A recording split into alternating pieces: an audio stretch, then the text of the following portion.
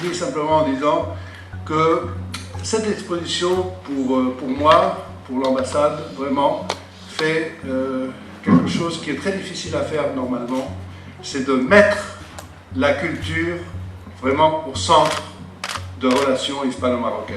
C'est un pilier de l'art moderne et qui va rapprocher le public marocain au trésor de la peinture espagnole, qui est une peinture proche du Maroc par sa lumière, par ses sensibilités.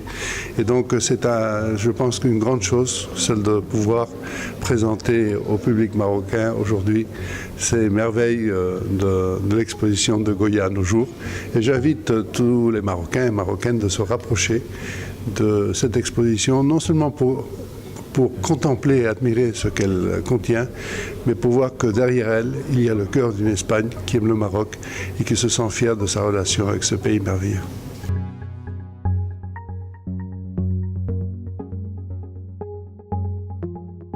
Ça s'appelle de Goya à aujourd'hui. C'est-à-dire on donne une carte blanche à la Banque nationale espagnole qui sont gouverneurs, et je voudrais vous donner quelque chose d'assez important que Sa Majesté a accepté d'honorer aujourd'hui en le décorant par, je pense, Sijuari. Mais c'est Sa Majesté qui a décidé de lui attribuer une décoration. La Banque d'Espagne, je pense qu'on peut dire avec vérité que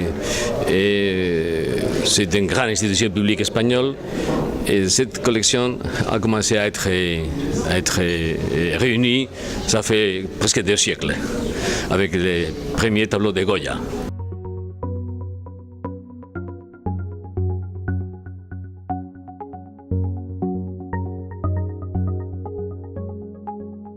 Il faut quand même rendre hommage à nos banques. Regardez toutes les banques aujourd'hui marocaines, et je voudrais leur rendre hommage. Et les grands patrons, aujourd'hui, ont une très très très belle collection d'art. Donc ça, il faut quand même rendre hommage aux précurseurs, à ceux qui sont... quelqu'un qui est mort, qui était un ami, et c'est lui qui m'a fait ma première commande. Ma première commande a été faite par Aziz Alami et par l'ancien patron de la Banque du Maroc.